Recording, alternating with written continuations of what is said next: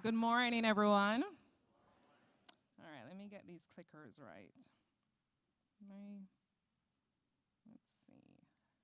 There we go. So, thank you to Christian. When I met them in The Hague, I had no idea that I would come to you guys and I would see one of my many idols, Viola Davis, speak last night. So I am actually the one who has really received the treat. So thank you so much to the council for inviting me to come and speak with you this morning. So my presentation, I'm going to have about 40 minutes of talking with you. One of the participants from yesterday had spoken about how immensely and enriching the conference has been, but she is kind of tired of being spoken to. She wants more dialogue. And so I'm going to leave quite a bit of time for Q&A so we can get into some dialogue and questions. So today I'm going to present on critical and inclusive pedagogies, building a diverse learning environment. A couple of the objectives that I've thought about sharing with you guys are to consider how higher education institutions might engage in innovation that results in access, inclusion, and equity for all. To explore how we might create diverse learning environments that are responsive to the needs of an increasingly diverse student body. And to highlight what roles can the TRIO program play in supporting higher education institutions' efforts to advance access, equity, and inclusion more than you've already been lauded to be doing already. So we might all know this, and I'm not going to spend too much time on it, but some of these are the systemic barriers to the learning environment. I've been to the other plenary sessions, and they were focused mainly at the systemic level. So I'm not going to go through those in depth, where we all know that the core focus has been finances and income inequality. My focus is on the learning environment, really whittling it down to the classroom, that we have gotten these students in, or we're trying to get them in. How do we then successfully get them through? And so I'm looking at what are these barriers to learning and how we create exclusive learning environments. One is a number of our faculty have the one-size-fits-all syllabus, where they have been taught a certain way, they've been handed a syllabus and a script, and it worked last semester or it worked last year, so why change it? If it's not broken, why mend it? Not recognizing that every single semester, the growing diversity pool of students, or syllabus, or course outlines, or assessments need to change. And so I'm going to go through some of that in terms of how we do this work. Then faculty, like our teachers, teach how they were taught. And they oftentimes, more recently, do not reflect the students that they teach. I was in Colorado working on a consultancy with my two other colleagues, and one of the main premises within that community college district in particular was that the faculty members were about 80% white, 20% faculty of color. However, the student body was 80% students of color, 20% white.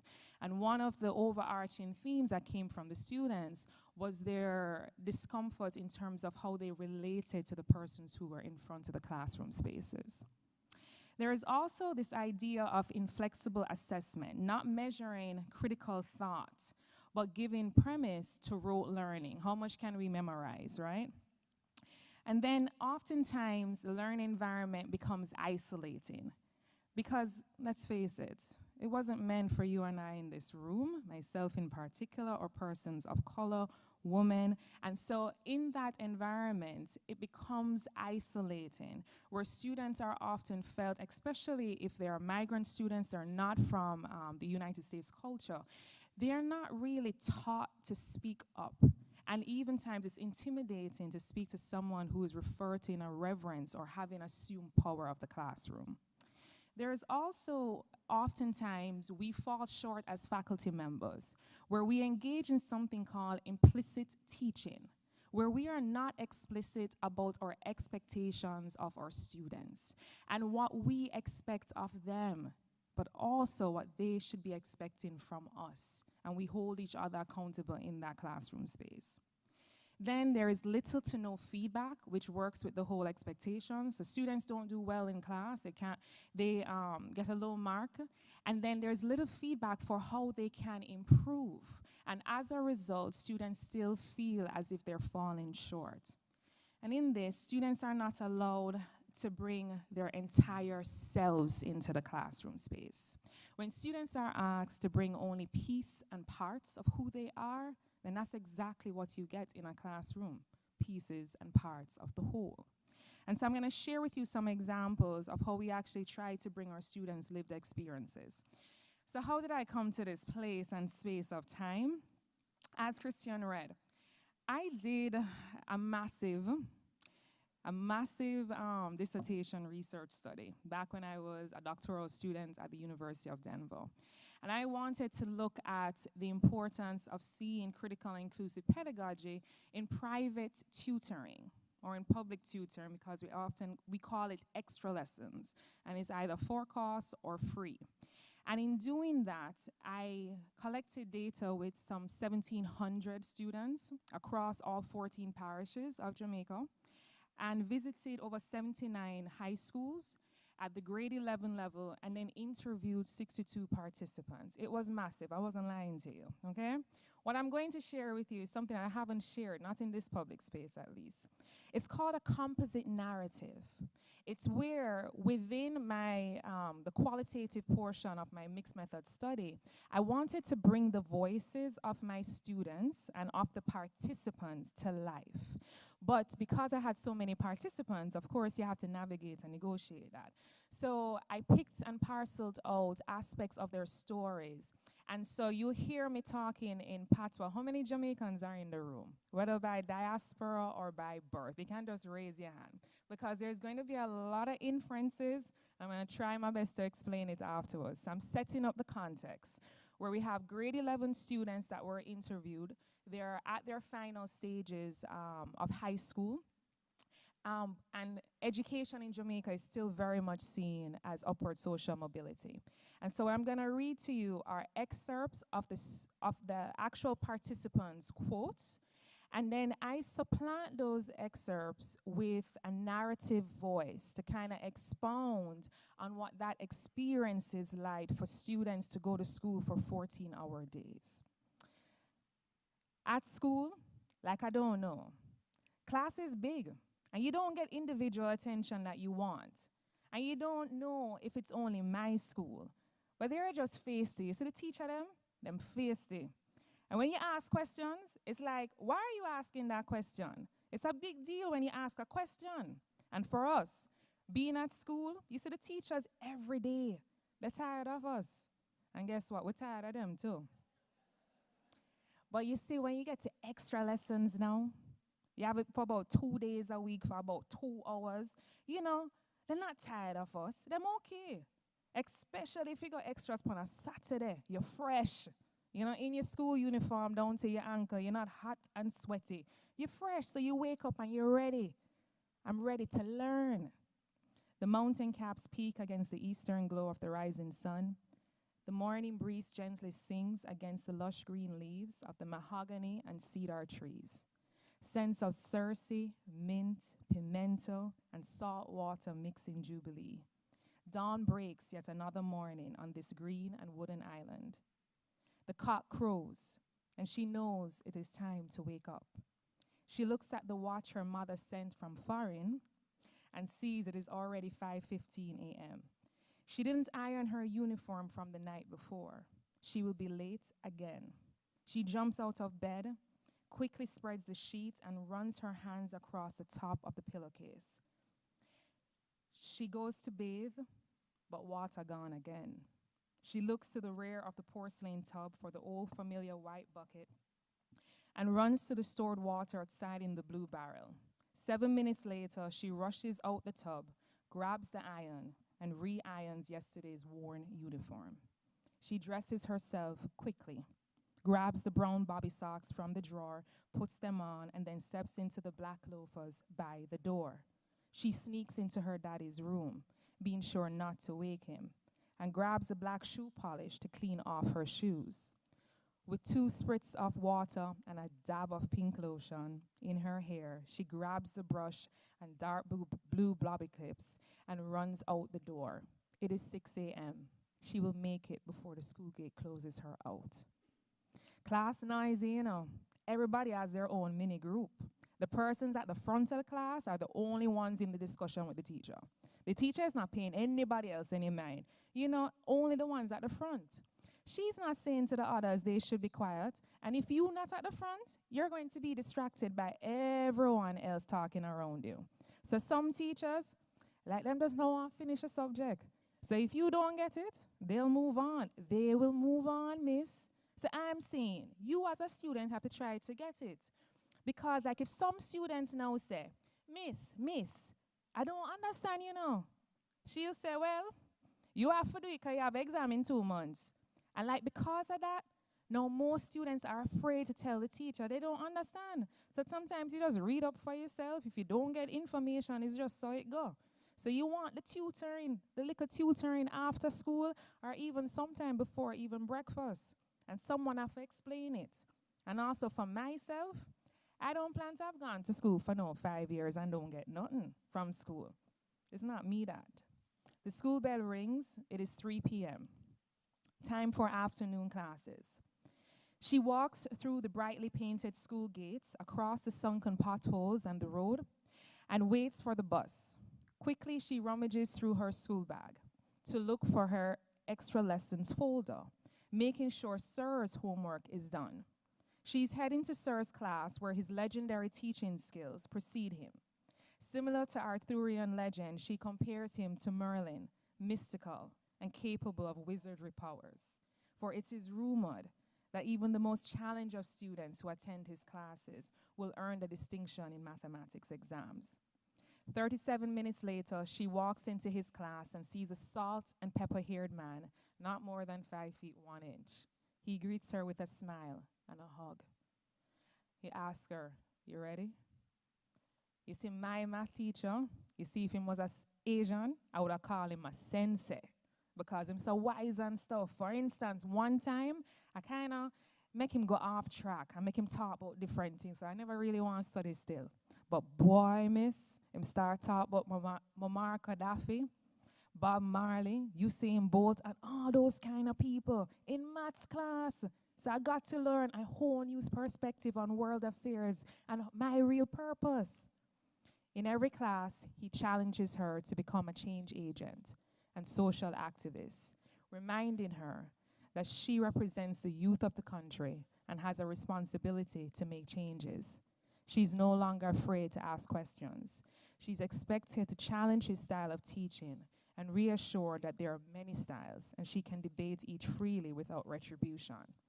Sir says to his extras class, we need a spirit in the Ministry of Education that says our children can achieve and they have to achieve. And it requires a lot more democracy at the ministry level, meaning that there's no individual, myself included, Miss included, that we can stay at the top of this and solve the mammoth of this problem.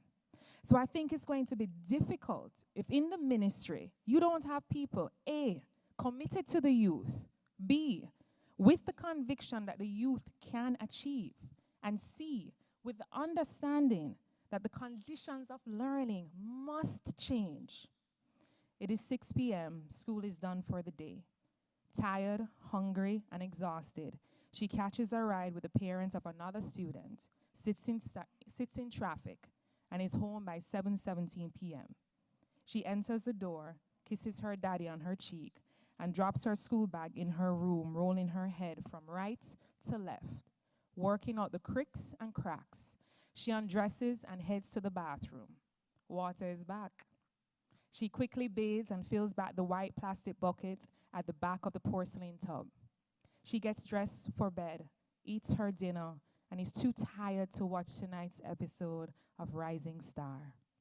Her father hands her the extra lessons tuition that her mother finally sent from Western Union.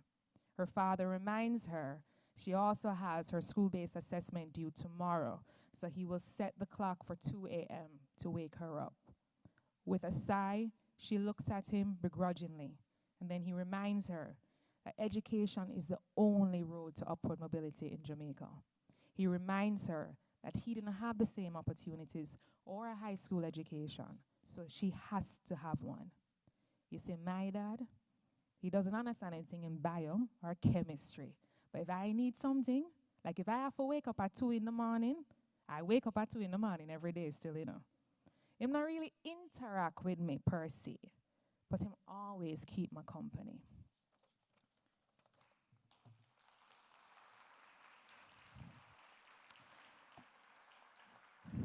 Thank you. And with permission from those various students, or some of them, you will actually see them in the slides coming up. And so what are we faced with, and how do we merge those tensions between our primary, secondary, K through 12, and P through 20 domain? And so we're seeing, even in Jamaica and in the United States, greater racial and ethnic diversities in our classrooms.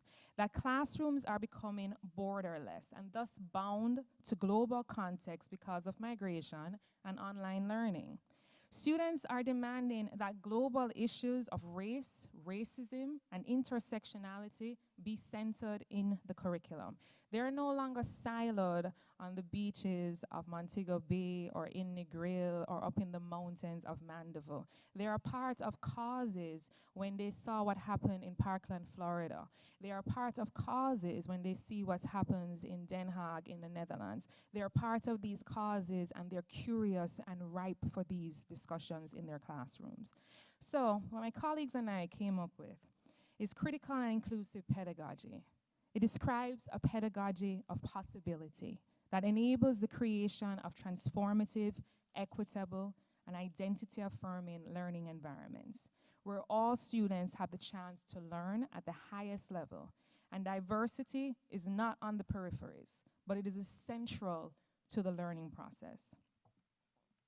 We went further in designing this approach as a redemptive strategy to evaluate who is being included in and excluded from the learning process.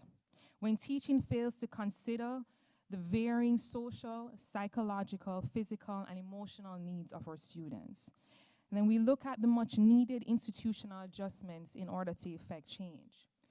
And so what you're seeing in front of you is essentially a framework that I use with my 1,700 participants to look at how exactly could I move from what Professor Frank Tuitt developed back in Harvard in 2003 as just 5 principles of inclusive pedagogy into morphing it for critical social change. And I want to say that with critical consciousness, I look at Paulo Freire's work. And I'm going to go through each of the tenets really quickly because we've revamped it into a 2.0 version. So faculty-student interaction is where the students know your faculty and the faculty know their students. And I don't just use know in terms of their names or their ID numbers. That's not knowing your students. Knowing your students is when you know that Shanae has slept in the hull of a bathroom tub because there are gunshots firing all night in Augustown. It is when you know that your student has 3 babies at home, so she has to choose between which nights she can come over to class and which nights she cannot, and therefore, how do you adapt the assessment in order for them to be able to still perform at their optimal levels. It is also that they know what are your expectations, that you are not absolved from your own oppressionist mindset, but you are working through it with them and in that process. Sharing power has got to be one of the hardest ones I have found that my teachers and my students grapple with. And when we're in the US in particular or around the world sharing this work, they reminisce on the fact that somehow the teaching profession has become a dichotomy of power and powerless, and those who have it and those who don't. And so in the academy in particular, it is treated as because I have 3 letters behind my name, that somehow I possess all the knowledge. So with sharing power, we relinquish that power as a means to co-construct knowledge with our students. Dialogical professor-student interaction is where, respectfully now, our students can challenge our assumptions. They can actually say, no, I don't understand you, or no, I don't think you're right. How about this? They do it in a manner in which you create critical thinking, and it's not a problem. It's not a test of your ability or your knowledge. It's not a test to your ego because you spent X amount of years, becoming a legacy for somebody else as a supervisor and a PhD. It is because you're trying to give those students agency for them to become these thought thinkers and knowledge creators. Then you have activation of student voice. And it's not so much that they're just using them voice for using sake, but they know when and how to use their voices. And so we help them in that process, and it takes a while. Because students in particular, and the students I've been hearing from multiple of these sessions, have been conditioned to do something called silencing. That their voices are too quiet and they should not be heard, or they just don't know. And so because of that, they feel as if, but I'm not going to raise my hand and try and answer the question because it's too intimidating. If I get it wrong, everybody going to look at me, right? And so they don't want to speak up. So we help them to shape how to activate their voices. We do this by utilizing their lived experiences. And this has to be one of the hardest ones, I would argue, for our students. What ends up happening is oftentimes we use tools of self-reflexive journals, and we actually have it assessed. In having it assessed, we supplement the readings that they're expected to read, and they're expected to write in how they understand those readings by their former experiences. What that ends up doing is something powerful. It ends up saying to them that someone in the academy, in this deep, mystified, lucrative academy, is valuing where they come from, who they are, and helping to co-construct the classroom norms based on those norms. So when we looked at it from 2016, we started to say, you know what? From it started, it has evolved. When I studied it and tested it across multiple constructs quantitatively and qualitatively, I also thought there were things missing that needed to be expounded on. Because, and I'm going to touch on it throughout the last point, but this is not no easy work.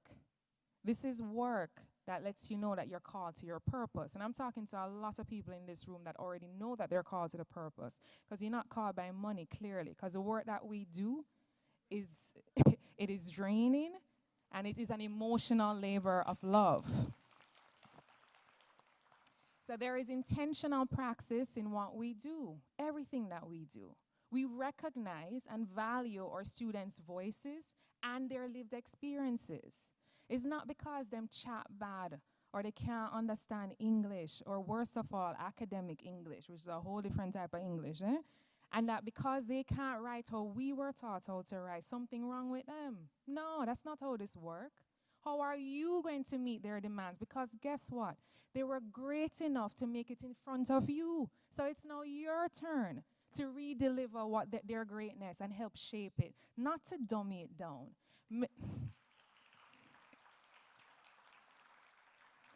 So we have what's called interdisciplinary diverse content, right?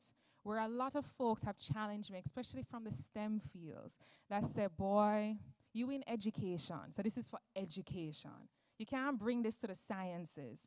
Well, I got a grant for chemistry because they have a 10-year failure rate of more than 30%.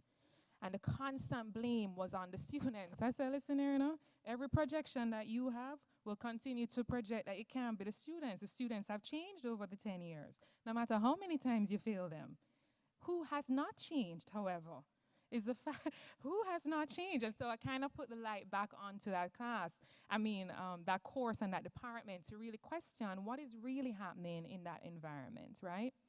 Then some of the last ones are some of the ones that you have to really engage in training on, which is what I call the anti-oppressionist equity-mindedness, where you look at equity-minded pedagogical styles, recognizing that I'm going to come to you today with CIP, knowing full well that some students prefer exams-driven lecture-style format. It is not a one-size-fits-all, and that is actually in the premise of having these overviews.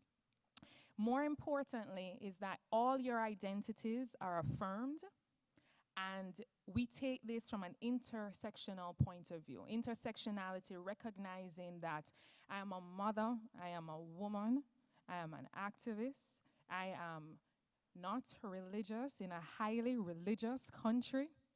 I am an activist for LGBTQI initiatives in Jamaica. When on the books, there is still a heavy slate of homophobia. And recognizing that all my identities that come into these spaces are going to be combated with my students' identities. But we need to create that space in the first place. There is also clearly courageous transparency. To admit, one, from a faculty standpoint, that you are not all-knowing. That, you know what, I can check back on that answer, because I might get it wrong if I say some foolishness to you. That also, that when I stand up in front of my students, I assume an oppressive identity for them. For many of them, they would have come never experiencing this type of pedagogy before, and so as a result, they will shelter into what they know as norms, which is stay silent, sit down, and take notes.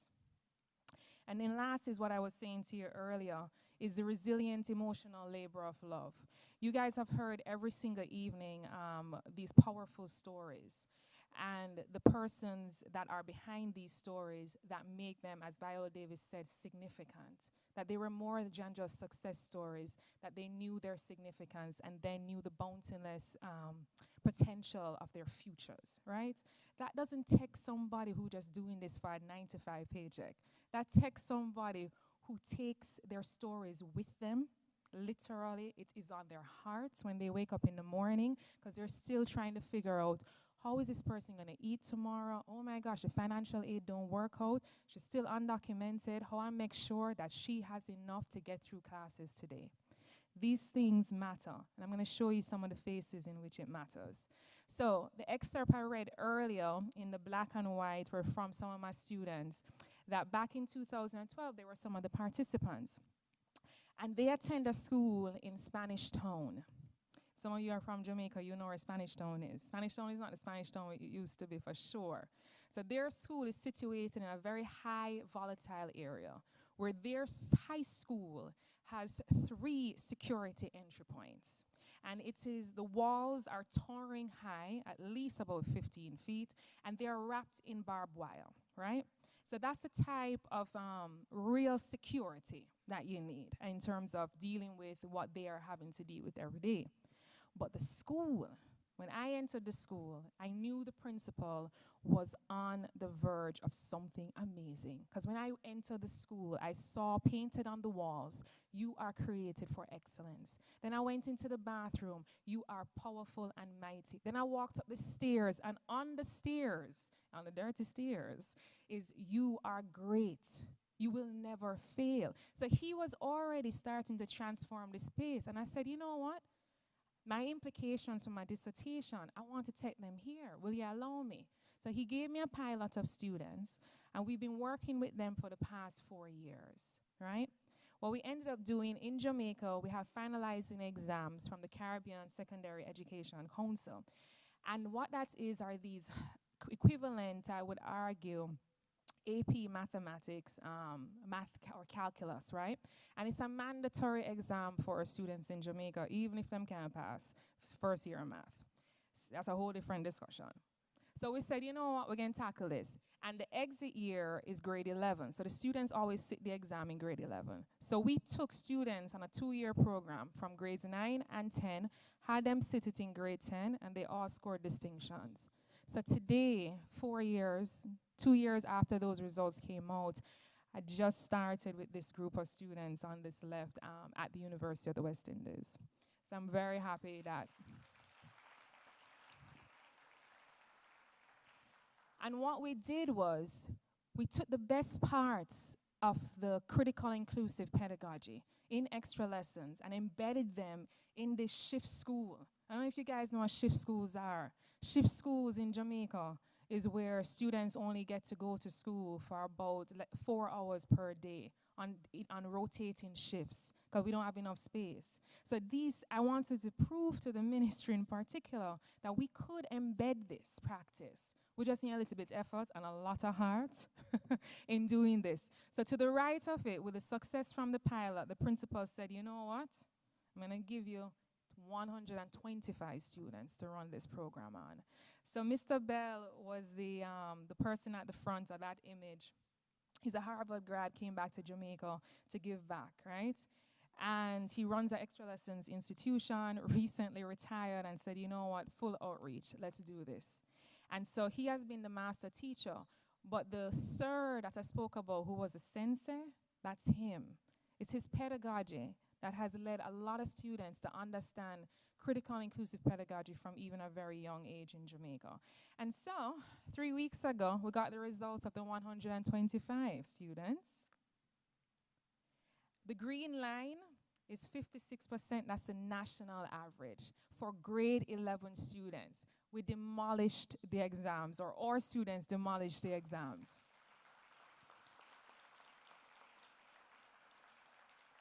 We were given grade 8 students and grade 9 students, and they sat it at grade 9 and grade 10. What does that mean? It didn't just mean that they mash up a math exam and they go about their business. No. It was the application of what they're learning by the virtues of CIP that also has led to successes in other subject areas, because it's the principles for how they critically think and are empowered to do this work. So how does this look at the higher education level, where I have implemented it? What you're seeing here are images of my students that have bravely taken on some of the craziness I've asked them to do by sharing their lived experiences, putting it out there for the world to critique and criticize. And this is a culmination of their research, where they're doing a poster presentation, and a lot of them would comment about the first time ever sharing or feeling that their voices had any merit. The two young men that I kind of wanted to point out are brothers, and you don't see the other one, but they're high schoolers, right? They're my students' sons, and she's a single mom. And the first day of class, she said, Doc, I don't have anybody to watch them, and I can't leave them where I am because she's in Tivoli. You can Google Tivoli after this. So she's in Tivoli. And I said, all right. She said, you know, next week this won't happen. I'll make sure that they have somebody who can watch them, even though they're, you know, high schoolers. She said, can they just sit in my classroom, right? I said, yeah, that's not a problem. They came to every single class throughout the entire semester and supported their mother full on, did their homework in class, and also participated. These are some of the barriers that we kind of have to constantly break down as a mechanism to have our students reach their optimal. And so when I ask my students about how we do this work, I've given them critical readings to blow their minds, make them upset oftentimes. And I ask them to just suppose those with their lived experiences. I use both international and, of course, local literature. Some of you may recognize. What has happened over the years, as we have been asking students to journal about these courses, this program, this pedagogy, is there are some challenges. There are some resistance. The best story I ever had is my first year going there. I came with all this great mindset of, you know, charts and group work, no lecture notes. I was ready for class. My first consultation hour, the representative of the class had to come and speak to me. I said, all right, no problem, you know, let me know what's going on. She said, Doc, listen, the class and I just wanted you to know that all this question about who we is and our purpose in life, we're not in for that. We came to school to be lectured to. All this thing about group work, that's not what we got, why we came here, you know, to the university. So I said, oh, Jesus, all right, no problem. And so what you're seeing is actually some of those initial challenges where the students will say, I did not come to class expecting to be critiquing the work of other students. How do I know that they are telling me the correct thing? I cannot really help anyone because I don't understand the things myself. But then you'll have students who will stay the course. And then you'll have students who will acknowledge that their learning has changed and they've engaged in something that they were always thirsty for, but never really offered ever to taste. And so one of them said, this course required us to present pieces of our work to our classmates for them to critique and provide feedback along with the lecturer. I had a love-hate relationship with this course. At the beginning, I hated this, but it has allowed me to come out of my comfort zone and put myself out there for my classmates to judge. But I loved it because the judgments opened my eyes to other ways that my research could be done. I am not the only one doing this work. I've learned really quickly that sustainability matters if I'm helping other lecturers and faculty members to carry on this work, should they please. But the emotional labor is there. So this is one of my colleagues saying that by the end of this class, I felt brain dead, tired and overwhelmed. I thought to myself, this is ridiculous. This is more than I bargained for. I am the individual supervisor for 16 students. So she goes on to say, so you see, for the next class, I will ensure that each student gets equal amount of time for feedback, and where there are students who need longer time, they should see me during my office hours. All right, matter settled. What we also saw, and I really wanted to push back on, in Jamaica we speak Patois, right?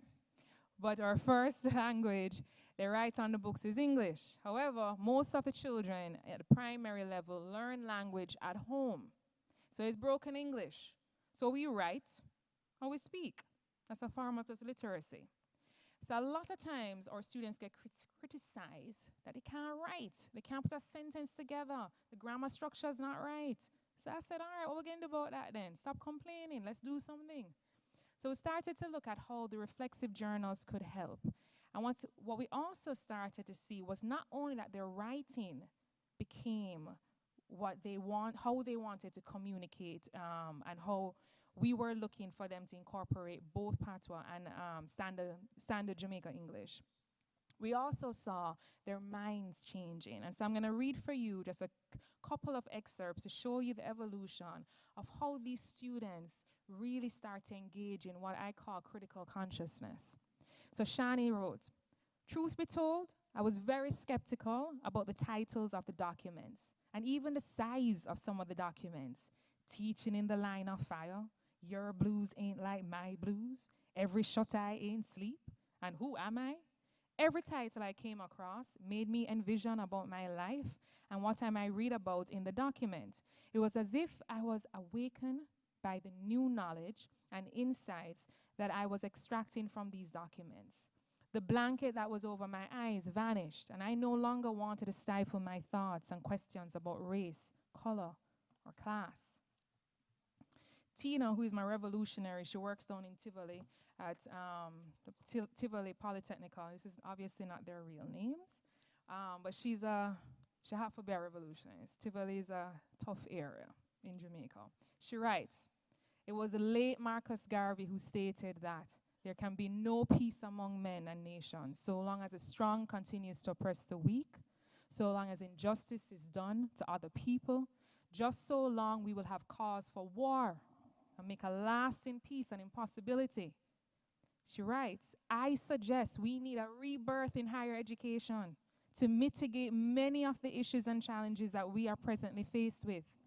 How then do we disrupt this chain of oppression and undo some of the injustices that have already been done? She layers in the authors.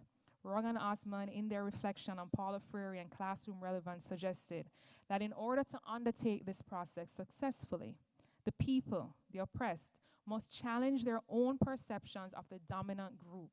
As Freire puts it, we have to distance ourselves from the dominant culture and re-identify as a new base on our own rationality. And just to conclude with the students' reflections, the last one, Tanya writes, Milner stated that quite often, those in power are not interested in having to negotiate or question their own privilege, to provide opportunities to empower people of color, or to level the playing field. Leadership should move towards removing the barriers that blocks full involvement in managing higher education, so that instead of trying to achieve equal or equitable participation at the game, we can achieve complete liberation. I want to say that this course was a higher ed course. It wasn't. It was a research course. So for me to teach research in an effective manner, I had to break down my students to their core central self to really understand what is your purpose for even doing this degree. Because to get a paper, I give you the paper a long time. You can just do a whole bunch of exams and you get the paper. But if you really can contribute to society with this degree from where you come to change your state of life and your community, then come, let's talk about this. So the last image I'm showing you is a newspaper article I wrote with my student. Now you see this student, she came to me one day before classes start and said, "Doc, how long can I take to come out of the program?" I said, "But you don't even start yet." She said, "No, I don't think you understand." He said, "Doc, I live in Augustown." And he said, "In Augustown, we have gunshots that fly every night. So I kind of need you to know before I even start, it's not I don't want to come class. It's that just sometimes of the day I just can't walk outside. You all right with that? But I can do my work, I can do my work." So gunshots had gotten really bad. And her uncle died, and her aunt died, and her cousin died. And throughout her program, we went to 3 different funerals just for her. I've had many others just like her. But she was exceptional. She wasn't exceptional because she was good. She was great. Because she was the first of her family to graduate from primary school, from high school, from a first degree. And she just received a full scholarship to the University of Denver to do a PhD.